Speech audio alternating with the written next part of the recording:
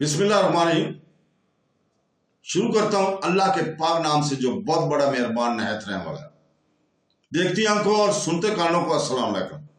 बहनों, भाइयों, दोस्तों और बुजुर्गों, आज की हम इस इस्लामी स्कॉलर्स की मालूमाती वीडियो में हम सैयद अली इमदाद और दीन नसीमी की स्वानियात और इनके मज़ार की तारीख को बयान कर रहे हैं।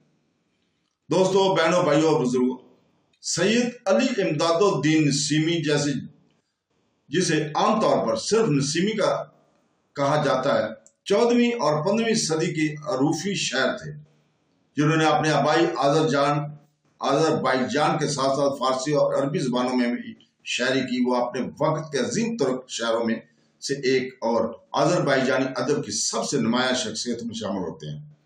बाज़ मंबा भी यही बताते हैं कि वो 1339 में बगदाद में पैदा हुए। 1369 या 70 के आसपास पैदा हुए नसीमी ने अच्छी तालीम हासिल की और वो कम उम्र में ही तौसूफ की तरफ राग़िब हो गए।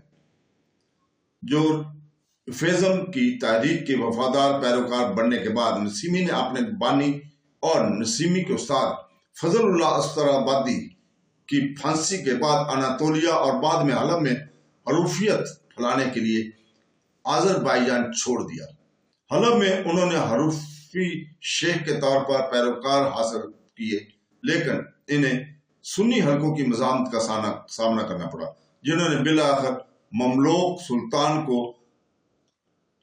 1419 के आसपास अपने मजहबी अकायद की वजह से इसकी मौत का हुक्म देने पर आमादा किया। नसीमी को फांसी दी गई और हलब के एक सूफी लाज टाकिया में दफन किया गया। इनके बच जाने वाले कामों में अरबी में कुछ नज़मों के साथ आज़रबाईजानी और फारसी में 2 दीवान नज़मों के मजमूए शामिल हैं। नसीमी की नज़में बुनियादी तौर पर हुल फेज़म के गिर्द मरकूज हैं और इनमें इस्लामी मतवन के बहुत से हवाले हैं। इनकी शायरी मजहब से मुतल्लिक़ ज़्यादा पेचीदा मौज़ूआत के साथ अहम आएंगे, धुनों और आसमानी से समझे जाने वाले तासरात को यकजा करती हैं। नसीमी का तुर्क अदब पर बहुत गहरा असर था और उन्होंने मुस्तकबिल के बहुत से बड़े शायरों जैसे हक्की जहान शाह का कलमी नाम, खत्ताती इस्माइल अव्वल का कलमी नाम को मुतासर किया। इसे आज़रबाईजान क्लासिकी और शायरी मुख्तार साजी का इस्तेमाल करते हुए शायरी और गज़ल शायरी मोहब्बत की शायरी की एक शक्ल की बानी के साथ साथ और गज़ल तुर्क क्लासिक अदब में पहला गीत शायर भी समझा जाता है।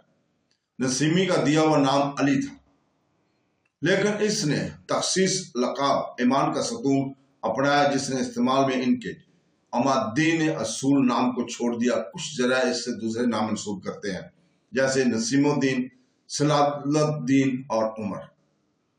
इनका सबसे मरूजा कलमी नाम नसीमी था। इसकी तशरीबात मुतनाज़ा है, लेकिन सबसे ज्यादा माकूल तौर पर नसीमी की बाज़गिश्त के तौर पर वज़ाहत की गई है, जो कि नसीमी के उस्ताद फजलुल्लाह अस्ताराबादी का कलमी नाम है। ये अरबी लफ्ज़ से माखूज़ भी हो सकता है, जिसका मतलब हुआ हवा का सांस है। उन्होंने दूसरे कलमी नामों को भी वक्फे वक्फे से इस्तेमाल किया, जैसे हसैनी, आसमी, सैयद अली और नमाद। इसका लक़ब अमादुद्दीन या लक़ब सैयद इस्लामी पैगम्बर मोहम्मद सल्लल्लाहु अलैहि वसल्लम इसके नज़ूल के दावे की निशानदेही करते हुए अक्सर इनको दूसरी शख्सियत से मुमताज़ करने के लिए शामिल किया जाता है, जिनका नाम नसीमी भी था। नसीमी की जिंदगी का बेशतर हिस्सा गैर वाज़ा समझा जाता है। इनकी पैदाइश का साल गैर यकीनी है, लेकिन आमतौर पर इसे हतमी सबूत के बगैर सन 1369-70 में माना जाता है, जिसकी सही जाए पैदाइश के बारे में भी इख्तलाफ किया गया है। इसे शामी, तब्रेज़, बगदाद, हलब, शिराज या दयार बाकर कहा गया है। वो आज़रबाईजानी तुर्क नज़ाब थे और आज़रबाईजान को अपनी मादरी ज़बान के साथ साथ फारसी और अरबी में भी बोल सकते थे। नसीमी ने बचपन में ही अपनी अच्छी तालीम हासिल की और कम उम्र में ही तसूफ की तालीम हासिल की। तब्रेज़ में इनकी मुलाकात सूफिया ने फजलुल्लाह अस्ताराबादी से हुई। नसीमी को तुर्क अदब के अजीम तरीन शख्सियत में शुमार किया जाता है। जदीद स्कॉलर सकीना पेरहागन کے مطابق نسیمی نہ صرف آذربائیجانی ادب میں بلکہ تمام ترک ادب میں بھی پہلا بڑا شاعر تھے۔ شاعری پر ان کا اثر پوری ترک دنیا میں پھیلا ہوا ہے، اور انہوں نے حبیبی حقی، جہان شاہ کا کلمی نام، خطاطی اسماعیل اور کلمی نام اور دیگر لیے۔ سن 1973 میں یونیسکو نے نسیمی کی پیدائش کی 600ویں سالگرہ کو دنیا بھر میں منانے کا اعلان کیا۔